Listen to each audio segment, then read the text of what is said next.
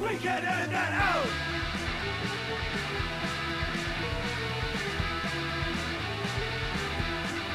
We can edit that out! Hey! We can edit that out! Jack is very intently pouring his beer into a measuring cup. What, did you turn on the sound already? I don't know, did I? You do that every time. You always ask. One of these days I'm going to get a yes or a no out of you. You saw me turn Yes. the audio on. Yeah, and sometimes I think you're just monkeying around with that thing. And welcome back to We Can Edit That Out, your second favorite podcast. What's the first favorite podcast if I it's don't not this know. one? It's just a polite thing to say, Okay. you know? So I highly doubt we're anybody's favorite, you know? Episode 4, season 3. Season 2. Shit. Nah, we can edit that out. Episode 4, season 2. We can edit that out!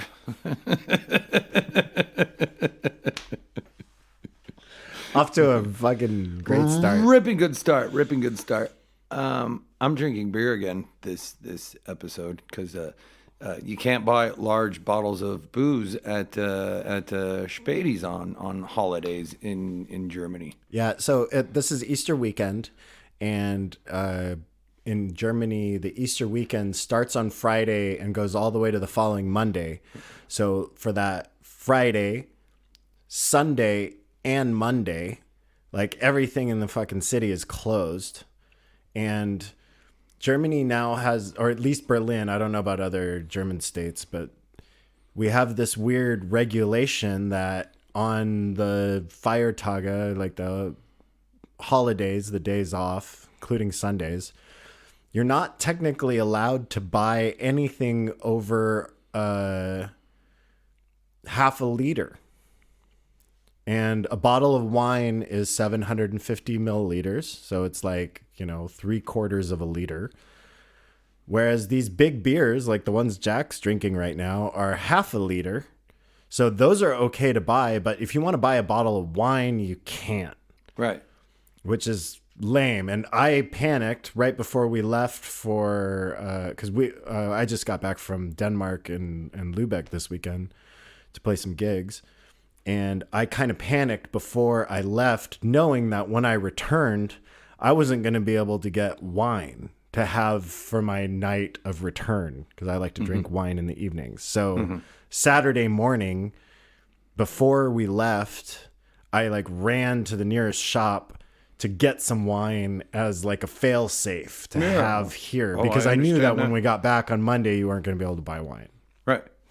Kind of like in Seattle, where we'd buy a bunch of wine before 2 o'clock if you wanted to party after 2 o'clock. Exactly. A.M. You know what we used to do at what was that bar on King Cora's? King Cora? Yeah, King Cora's. We would buy a bunch of beer from the mini mart down the street, and then we would put it in the garbage can right in front of King Cora's, and then it would be there for us when we got out at 2, because that was always the mad scramble from the bars trying to get out and have enough time to get to the store before 2 o'clock rolled around. Yeah, you know? and it wasn't just So that 2 was our o'clock. brilliant It was idea. like 1:50. Yeah, a.m. exactly. because exactly. their registers would shut down or some bullshit, or and the then you locks on the doors and shit like that of the parts where they had the liquor. Huh. Fucked up. yeah. But you made it. You got your wine for this evening. I got my wine for this evening. I even bought like another bottle on the ferry from Rostock to Gedser, Because you never know. because you never know, and Sometimes it takes a while to get this podcast done. Yeah, right. You know? Yeah. Yeah. So I mean, people don't know. We pre-funk before we start to record. Not like on purpose. Not like, oh, we got to get good and drunk before we start. no, it just sort of naturally happens. Yeah. I show up and then we listen to the podcast, the previous podcast, and we're drinking while we're doing that. You know. So yeah. Should I start off with the lion joke? I did the cliffhanger in the last one. Oh, yeah. What is it? Tell me the lion joke. Lion walks into a bar. Bartender says, what can I get you? The lion goes, oh, I'll have a beer and a shot. And the bartender says, "Why the big pause?" We can edit that out. We can edit that out. I didn't. Wait a minute. We I already know have that- a song. Why am know I that- singing I that? know this joke, and I didn't want to laugh, but I laughed anyways. All right. Yeah, you were not laughing on purpose. But why did he pause so long? Because he has big paws. And when you have to explain a joke, it's no longer funny. Everybody knows that, you know. I think there's nothing funnier than making somebody explain a joke. Though. Okay, I can see that about you. Yeah, you're one of them wily guys. Yeah. So what are we going to talk about this time? We're going to talk about what I've been doing. Yeah.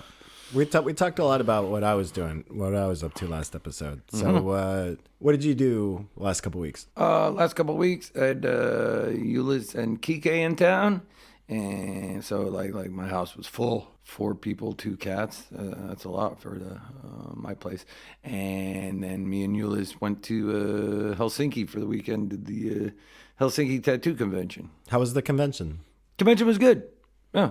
What's the hallmarks of a good tattoo convention? Is it like you're really busy and you're working the whole time, Yeah. or like is it more fun based? Like what's the scoop? I mean, both, but tattoo artists are always happiest if they're working, you know? And you can have like the funnest blowout convention, but if the artists aren't working, they're not going to have as good of a time, you know? So you got to be able to balance both. You know what I mean? And for those who aren't like super involved in the tattoo scene or anything like that, or have been to a convention, like what exactly like goes on? Is it like people, you know, talking about tattooing? Is it just artists coming in from all over the world, setting up shop, and people get tattooed there? Like what exactly happens at a convention? Everything happens at a convention. People come in to get tattooed. We tattoo them. There'll be people on stage talking about tattoos, or there'll be people on stage tattooing or doing art. Or a lot of times on the stage they'll have bands and sword swallowers, the Freaking Geek Show, you know, all this stuff. So it's pretty much everything that you could possibly put under the all-encompassing roof of tattooing, and they try and get it into a one event, you know, over 3 days. If I'm like a tattooer, what is the advantage of me going to a convention? Is it just opening up your business to like a new clientele? Is it connecting with your buddies from all over the world? Like what's, as a tattooer, what's like your main kind of objective when you go to these?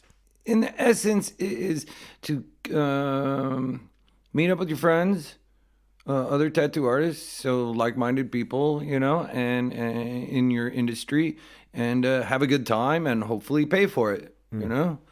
And a lot of times we'll try and take days off around the convention to do some sightseeing and stuff like that. But if you've done the convention enough, then you don't really worry about sightseeing so much. You just, in that case, if it's not like a holiday trip, then you're just, basically going to meet up with your friends, have a good time, and try and pay for it. Cool. You know? And It's a good time. do your clients book you in advance? Like they know you're coming to town, so they communicate with you, and they're like, "Hey, I want to get this piece about this big. Are you open on the Saturday of the convention or whatever?" And then you guys work it out that way.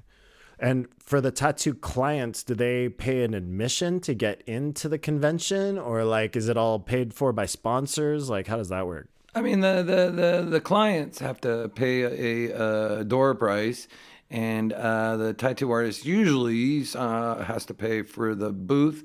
I mean, some conventions will give free booths to certain artists, you know, just to get them in the door and stuff. Helsinki, I get a free booth. All non-finished artists get a free booth in Helsinki. Which sounds weird, but everybody's okay with it. Every Finnish artist I've talked to is like, yeah, whatever. I think it's good. You know, come back next year. You know, That's cool. So yeah, it's a good time, and a lot of heavy drinking. A lot of heavy drinking. A lot of heavy drinking.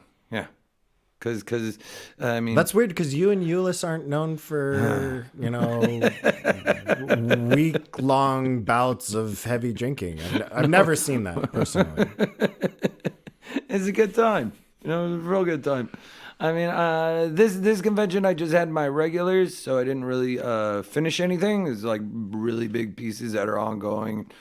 And I go there enough to where they know that, oh, okay, I can get something big and not necessarily need to get it done one time. So not really stuff to take pictures of, but I took a couple videos of things that I'm working on and, I got to post that. And yeah, it was real good time. That's cool. So Yeah. would you say you left some unfinished business in Helsinki?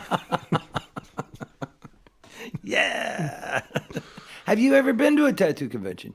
I feel like you were involved in one in Seattle. I was doing photographs for a marketing company that dealt with alcohol and tobacco brands at the time. And I believe I covered like an after party of the Seattle convention and maybe went to it at the same time. But like I never got tattooed at a convention. Okay.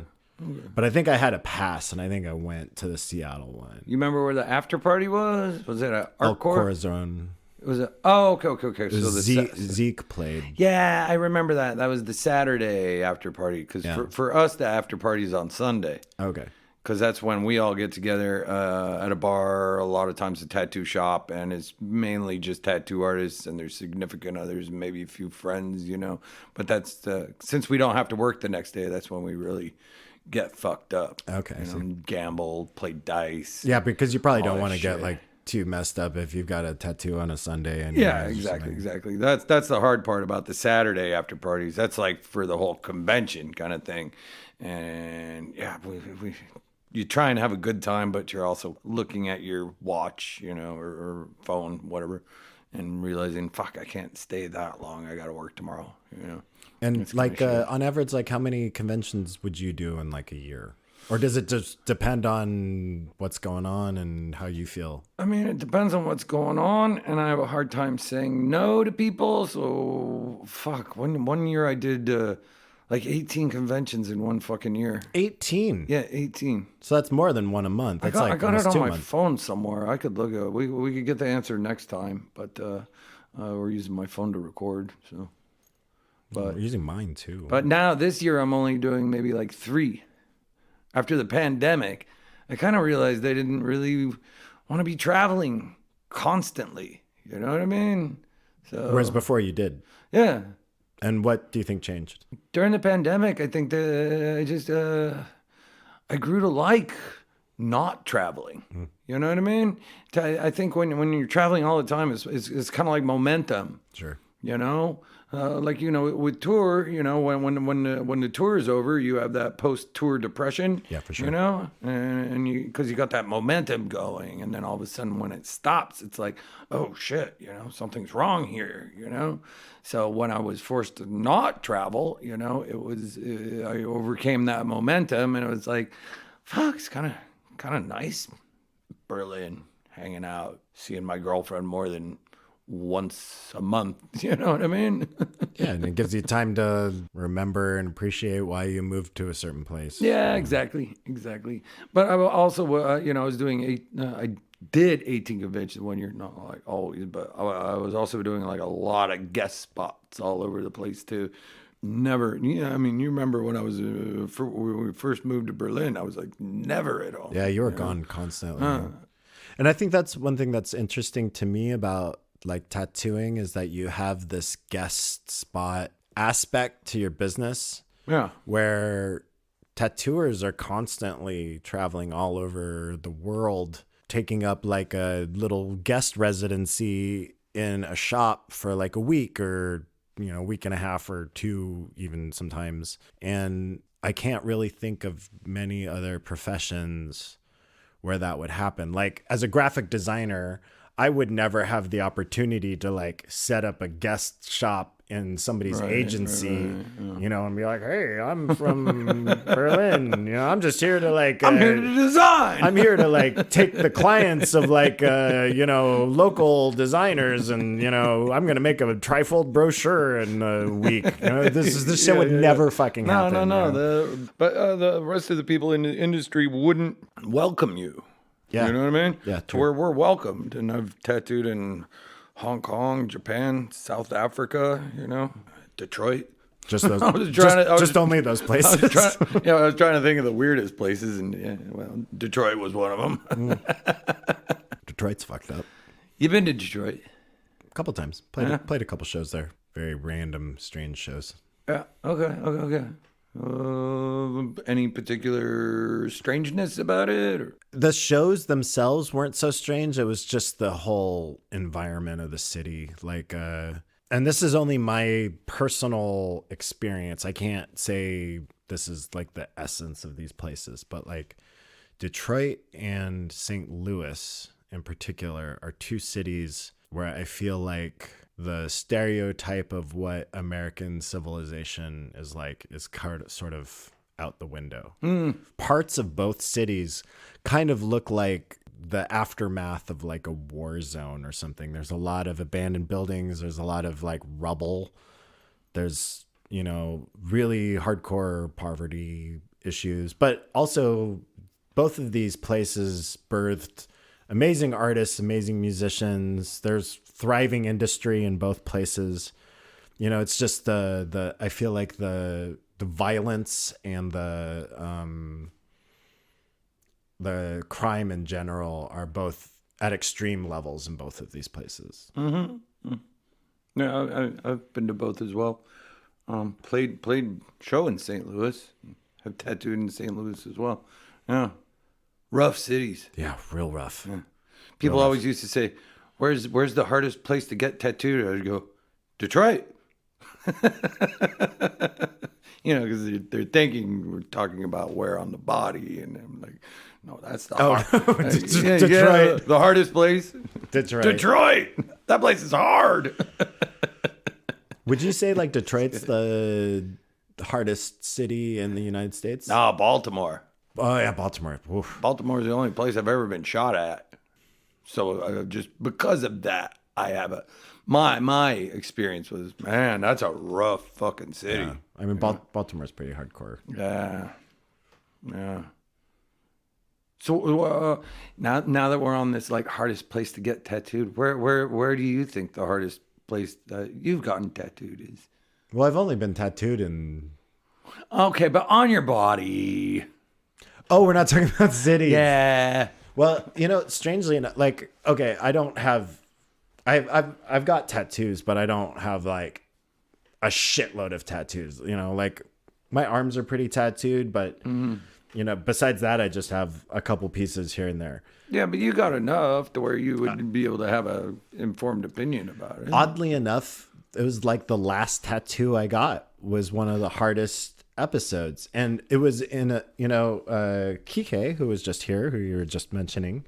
He tattooed. He and I crafted a Cure tattoo for me, because he and I are both fanatic Cure fans, and he constructed this really beautiful tattoo for me, and it was on the back of my right calf. And I would never think that this would be a hard place to get tattooed, because I've been tattooed on my elbows. And on parts your of my chest, yeah. And like these are all like traditionally what are like the elbow is always like the scariest place to get tattooed or something, like when you talk to people outside of genitalia or like your head or your tongue or something. But there were moments in getting this tattoo on my calf where I was just writhing in pain, and puts you in a different world. It was a completely different world. And I would just, I thought this was like, this was kind of like a muscly area. Like I felt like it would be like getting tattooed on your arm. Right. But there was something about, and it's not like Kike has like a super heavy handed or like really brutal. He's actually a really astute tattooer and really knows his shit. But like, God, I was just, just white knuckle gripping the tattoo chair and just like really having a hard time. But I don't know if that was just like mental state or, I hadn't been tattooed in a while, so forgot how much pain it was. Or, I don't know. You're getting old. I'm getting old too. No, but seriously, I mean, you are seriously, but also Come on. What? Okay. Yeah. That's pretty much a general rule. Is that tattoos? As you get older, Yeah. Okay. They just hurt worse. And yeah, I mean, there's so many different factors that can make a painful day. You know, I've tattooed people like their almost their whole bodies and shit, and one day they just random spot that shouldn't hurt. They're like, man, I just don't fucking have it weird. today, you know? No, because Just sometimes when I get tattooed, I kind of go into like a trance state. yeah, it's kind of like a K-hole. And I've almost like fallen asleep during tattoo appointments before. Sure. You know, like I've like so just in a subconscious level that, you know, I kind of just zone out and I'm like in a meditative state or something like that. This situation wasn't the whole time wasn't excruciatingly painful. There was just like moments where I was just like, fuck. Right. Yeah. No, I totally agree that it's not dependent on the artist or the place. It can really be the person's, I mean, what you had to eat, you know, how close you are to your period, you know, if you have those, you know. I mean, I'm not asking if you have those. I already know you probably don't. It probably would have come up in normal conversation if you did. Yeah. And your stress levels, you know, how much caffeine you had, how much other drugs you did the night before, all that stuff. Okay. And your age too, you know. I was kind of like. Now, here's a question that I don't about think gets asked enough is, do you go through pain when you're tattooing? And do you have like moments in your job where the act of tattooing is actually painful for you? Because for me, when I imagine this, and I've seen the handful of people that have actually tattooed me, you know, work, I imagine that, you know, holding on to like you know, a machine that's like, you know, vibrating at a pretty high frequency, and the sound and the motion and stuff, I feel like that has to be pretty fatiguing, or at least become painful at some point.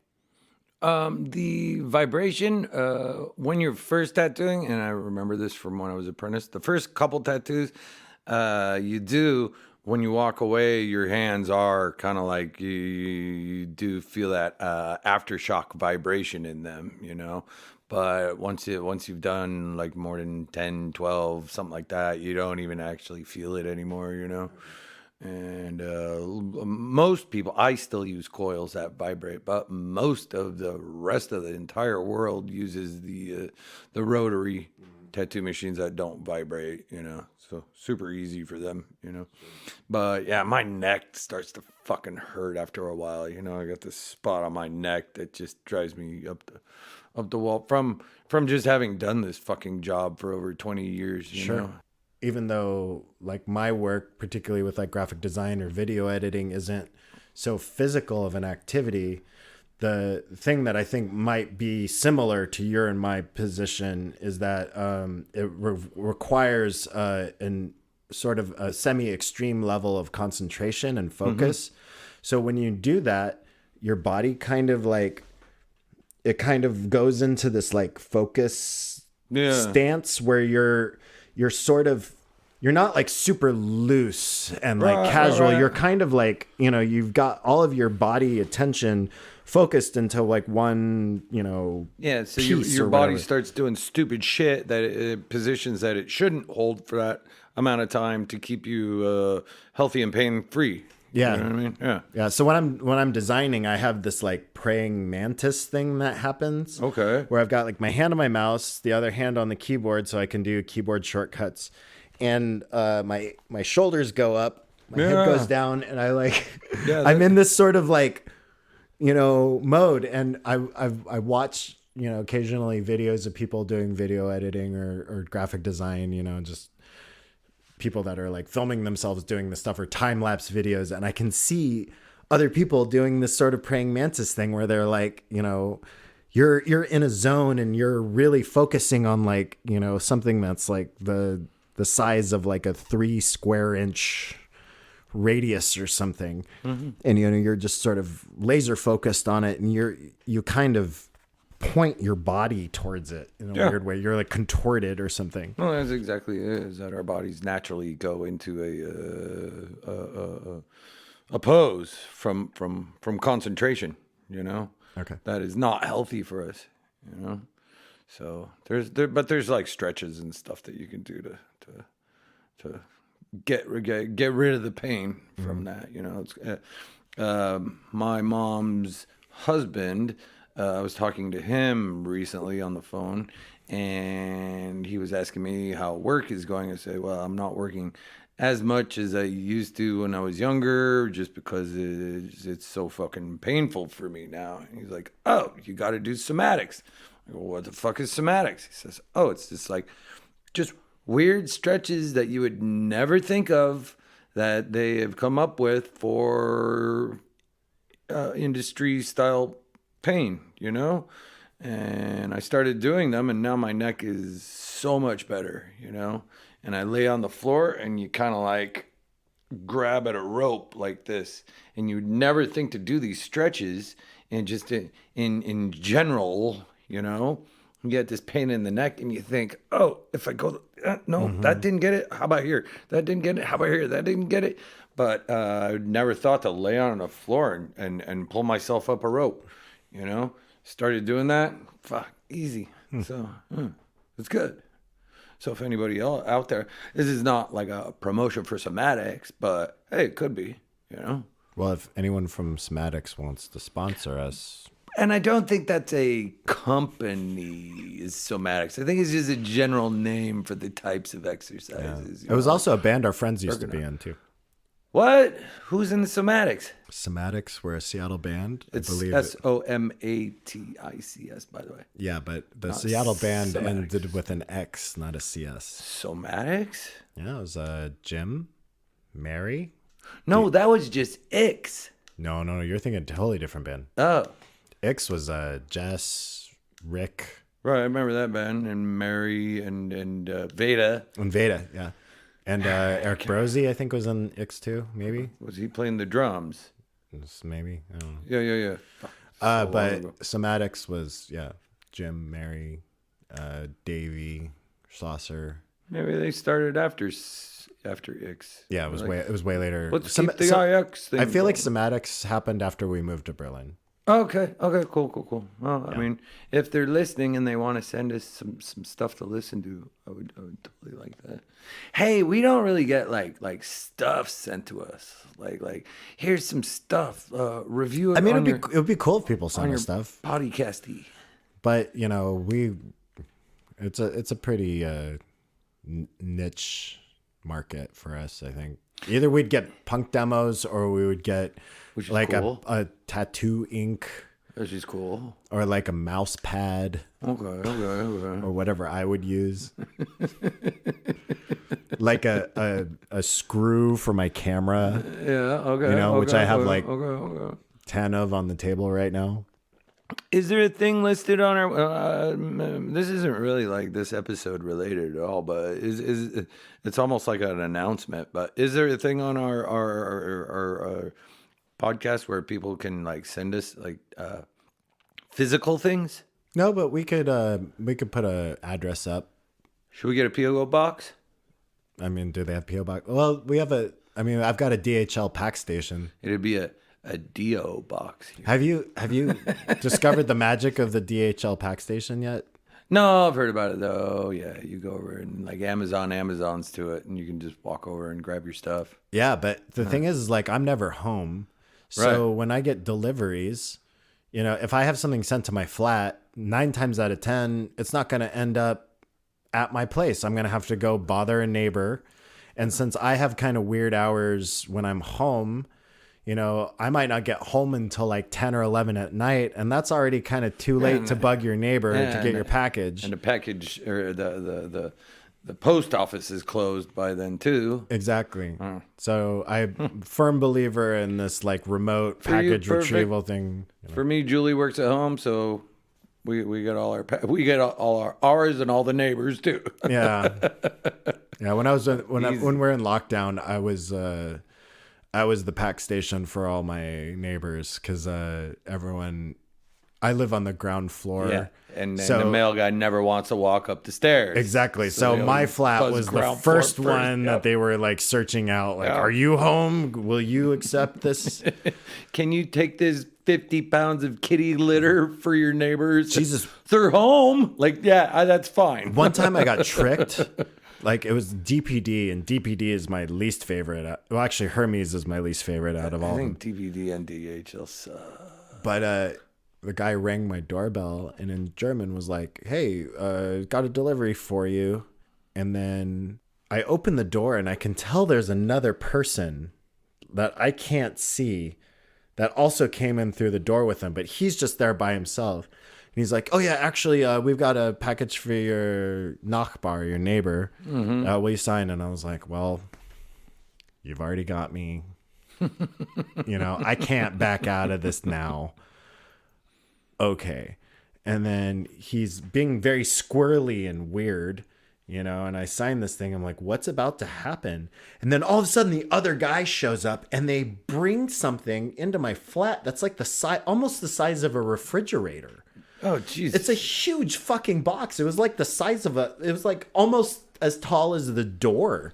Okay. And it was like, it wasn't as wide. But it was like imagine if like you had a framed piece of art that was the size of a door. Okay. Or a door. Or a door.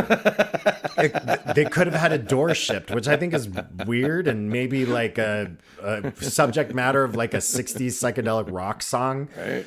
We would have knocked on the door, but there was no door, so we're delivering it to you. And they totally bamboozled me into and then I brought this thing in and I live in a fucking shoebox. I mean, like this video you're watching, like this is my whole apartment. There's not more to it. Yeah. This is small. Hey, you know what we should do on YouTube is walk through your apartment with the camera and show people where we're. I mean, because they're kind of see in the background, but it'd be kind of cool to do like a 360 of like this is the fourth wall. Well, let's do that when it doesn't look like the place. I know when it doesn't look like a crazy raccoon recluse lives here. We'll stage it. We'll do cool stuff like fucking. Can we stage it in a different apartment? Dead bodies and 30 cats and all. Oh no, that's my place. Yeah. On that note, I realized this though. If I had a place where I could have outside cats, I would have no less than 20 cats. Think about that. Well, I am thinking about that, and I don't believe you would keep 20 cats alive by yourself. No, well, that's easy. All you do is feed them. I feed my cats all the time. Yeah. Julie doesn't always feed them. Everybody thinks Julie does everything. But even if you have outdoor cats, I mean, most of the time they're going to be shitting within like a 5-10 foot radius from your door. Yeah. This is funny because we can like segue into a pet episode. Oh, you thought we were going to talk about tattoos? No, we're talking about pets. Anyway. But you don't have any pets. You have a bird cage with no bird in it. We've talked about that before. I think people would like to see it at some point. They're seeing it right now. Is it behind me? Yeah. Oh, look. See right there? There's no bird in there. It's a statue of a zebra. Maybe that's because I know why the caged bird sings. Why? I never read the book. If you read the book, you'll know. Yes, teacher. But it's not really about a bird. I figured that. Beowulf, not actually about a wolf. Or Baywatch. Nice. We should take a break. Yeah, is it break time already? I think so. Okay. Let's take a break. Yeah, okay, good. All right. We'll be back.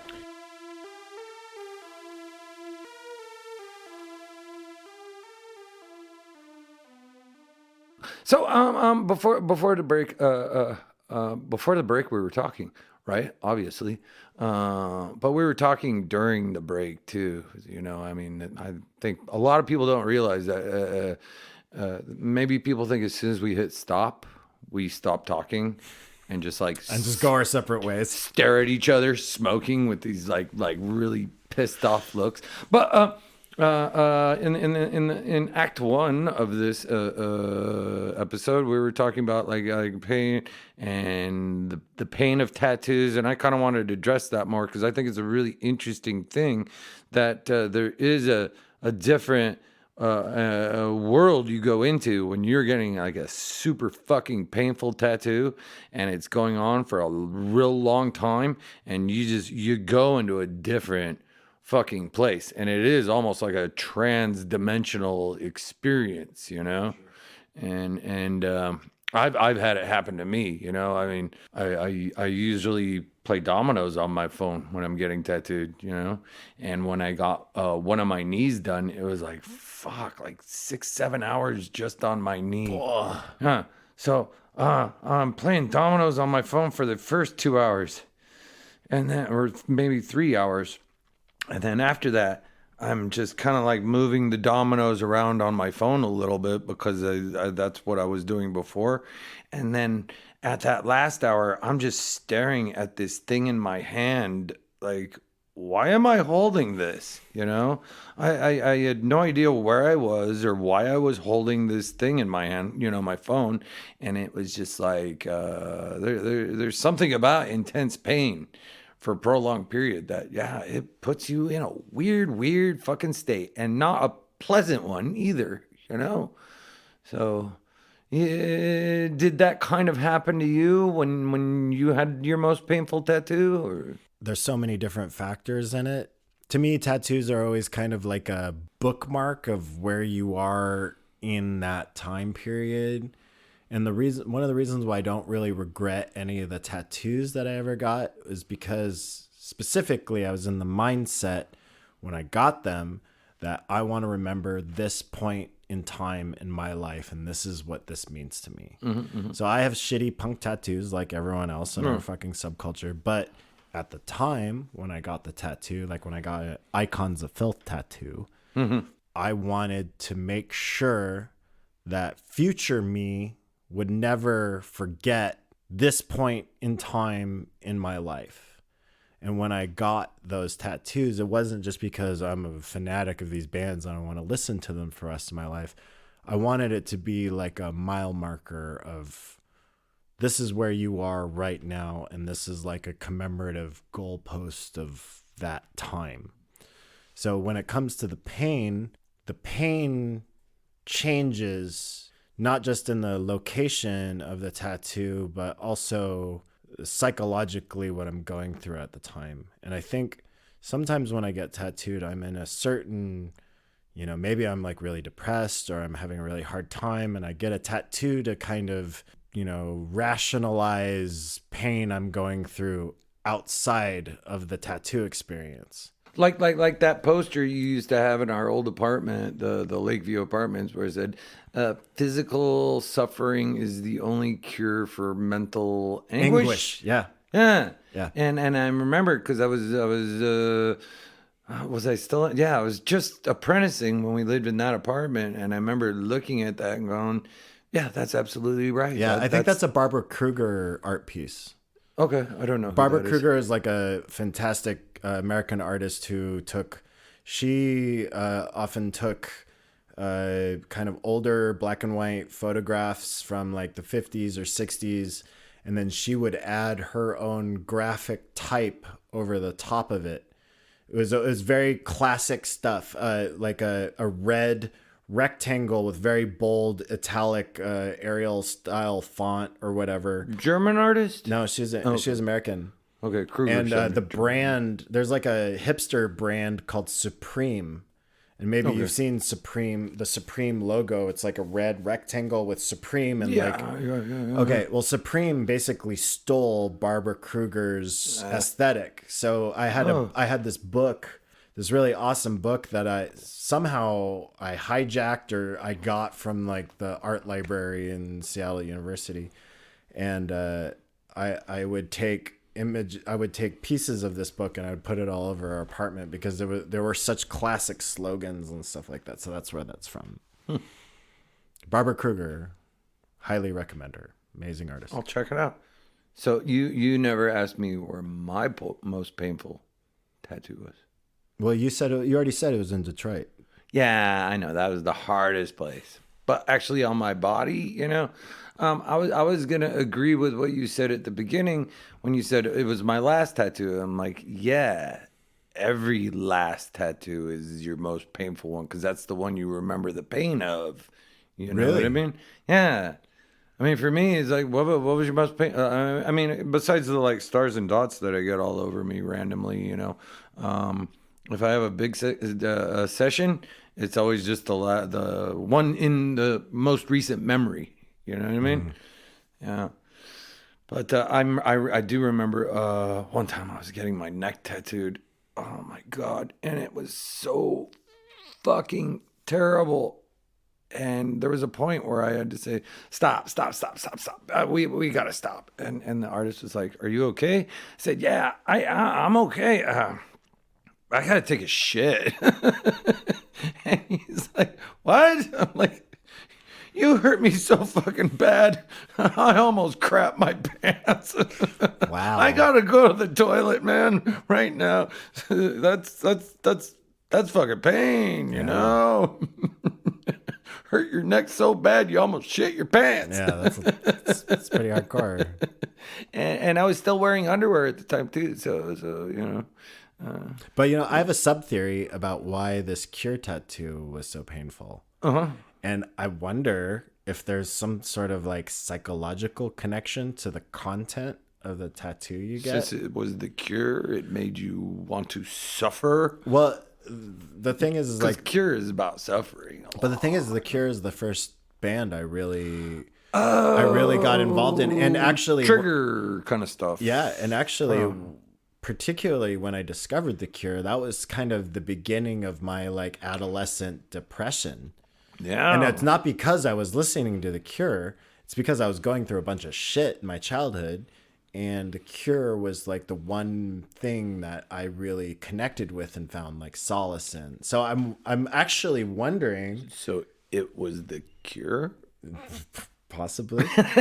Okay, sorry, didn't mean to interrupt you. No, but I don't know if there's like a psychosomatic science behind that, where like if you're having a very emotionally important or significant tattoo, if there's a different level of pain because you're commemorating something traumatic or really personal. Like for you, I don't know if you experience this with your clients, but if somebody's getting like a commemorative tattoo of like a relative that just passed or something like that, or they want to, my parent just died. I want to have like a portrait of my dad when he was like 20, or something like that. Do you recognize or notice a difference in pain, or is it so subjective that you'd never be able to make a connection? No, you're absolutely right. I've never. I've tattooed many portraits of dead loved ones. I've tattooed portraits of like a person's dead daughter. Which I think is the most traumatic thing that can happen to a human being is for their child to die, and dead wives, dead husbands, all that, lots of dead parents. And but I've never made anybody cry because of that. But I do notice a different intensity in the person sitting there. And because there's something about tattooing people that you're sharing a moment, so empathetically you can pick up on their emotions when you're doing it. You know what I mean? And I find that when I'm doing dead loved ones, that there is a really different intensity to the experience. Okay. You know what I mean? So I kind of get their intensity too. It's a weird thing. Okay, so this leads me into another question that I've been curious about, is there kind of a universal element to why people get tattooed? Is it is it necessarily because they want to remember stuff? I mean, but it's so weird and subjective because people get bullshit tattoos all the fucking time. Yeah, but what's the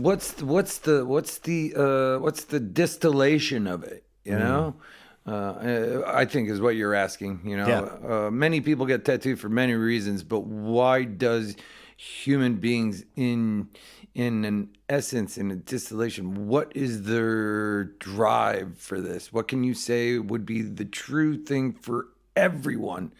Fuck, I don't really know. I was hoping.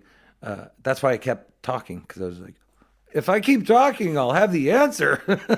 You know what I mean? I'm just like white knuckle waiting for like this huge Okay, epiphany. okay, here we go. And I'm like, yeah, okay. Maybe I can drag this explanation out for another 20 minutes and then hit you with it. But yeah, I really don't know. I mean, I think there is something completely humanistic about it, but Well, like, what would it be? As far as your expertise in the tattoo realm is concerned, like what the very early tattoos that kind of like came about, like what were they all about? Like why were people getting tattooed in the beginning of like the industry? Some of the earliest human remains found have some of the earliest human remains that found that there was ink residue on like the bones, so they think that tattoos have existed as long as Homo sapiens have, you know, or right around there, you know. Give or take 10,000 years. I don't actually know how long humans have been around, and I don't know the answer of how old these remains are. But 1928. yeah, there you go. At least 50 years, then we'll give it that. But they did find a residue of ink on bones from that long ago, and in some cases, I don't know every case, but in some cases, they found that they were on bones that had been broken at one point. You know, so they think that people were getting tattooed because of like a mystic healing. You know, so even if somebody gets something completely random for no reason with their friends, you know, like 20 people get a tattoo of a star, just all have the same tattoo, and it means nothing. You know, I mean, okay, there's the group getting it, but I mean, yeah, I think I'm rambling a bit, but I think there is something mystic healing involved in it that is true for everyone, whether they're getting something meaningful or whether they're getting something that means nothing for just a laugh. Sure. You know, because I think even if you get a tattoo just for a laugh, there is still some sort of I'm gonna say it again, mystic healing element behind it. You know, like I got a lot of tattoos when I was young for no particular reason, but that I like you were saying, physical pain and mental anguish. You know, and I just I wanted to get hurt a lot, and so I think there's something there. I don't think we've caught it yet, but I think with our talking, you know, to get that, what is it? But I mean, I think some of our episodes we can talk about like what it means to everybody in the human universal thing, but I think some we can just leave open, like, fuck, we don't know. Write to us, let us know what you think. Why does humanity in general get tattooed? You know what I mean? For me, tattooing is as much of a cathartic experience as it is just documentary. If that makes any sense. Because it is both. You know, you're getting a bookmark in your life, but part of it is also the pain involved as well. You know. Yeah. So it's both, and I think it's a dynamic thing that. Yeah, and I think this is another reason why people take pictures. Yeah. Like, you know. Yeah. It's a bookmark in time. Yeah, you're trying to like preserve. Time is a fleeting thing, and it goes by so fast that you want to capture a moment of it and hold on to it. And maybe that's sort of like the universal aspect of it. Is like people are constantly watching time fly through their hands. Yeah. And Right. You want to hang on to it. and there's like a few tools we have at our disposal to freeze time and to like, center on it and just be able to hold on to that moment and keep it static. Right. And maybe that's, Right. maybe we can go further into that, later on, but Yeah. I think that would be a good topic for the next episode. Photography and visual, because we talked a lot about what I do for a living this time. So I think it'd be interesting to talk like next time more about what you do. I do visual design too, but there's something captivating to me about the discipline of photography, like why it's important, why it's art. yeah. Hey, all you did was take a picture. Why is that art? And I would like to really, because I have a lot of different ideas, a lot of different theories, a lot of different things that could fall under that umbrella of photography. Yeah, there's a lot of different... Why? Why that one? Right? Because we usually do like tattoos. What are they? But we can do a photography. Why? Why all the time? We can do a why episode. This is good. Yeah. Cool. And then we could talk about Karina's crazy roommate. Yeah. Yeah. Oh man. Okay. This is what you call foreshadowing to maybe a few episodes down the line of something you really want to stick around for. There's a pretty epic tale that may or may not turn into a short feature length film. And when he says epic tale, that means there might be a mermaid involved. Could be. Oh, that's so good. I think I did really good at that. Or I'm drunk and just think I'm doing good. Yeah. So, was that a good segue? I think so. Okay, cool. Then we're gonna call it a night. And we forgot to introduce ourselves at the beginning. Did we? Yeah. Okay. This has been Jack Batiste with We Can Edit That Out. Well, if we're gonna introduce ourselves, we have to do it in the pretense. We can outroduce ourselves. Are we out? We're outroducing. We're outroducing ourselves. Okay. That's why I said this has been. Oh, okay. This has been Jack Batiste with We Can Edit That Out Radio. This was Robert Hanna. And I don't like this was though. It makes me feel like you're dead already. I'm dead inside. Dead inside. Okay, cool. Man, on that heavy note, we should just fucking out it. Yeah. Okay. All right. Outro, bye. All right, bye. We can edit that out!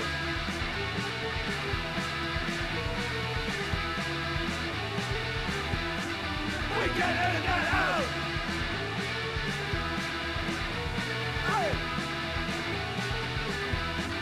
We can edit that out! Hey, if you like us and you're interested in what we're doing and you want to follow stuff that we do and you want to do that, in doing so, you can do this. You can do an email with viewer mail to wcetopodcast@gmail.com. Wrong. That was completely wrong. No, just kidding. You got it right. I just wanted to, God damn it. I just wanted to be the naysayer of the group. Now that this is a group, two people is not really a group, is it? It's a duo, a dynamic duo. Okay. I'm Batman. Hey, come on.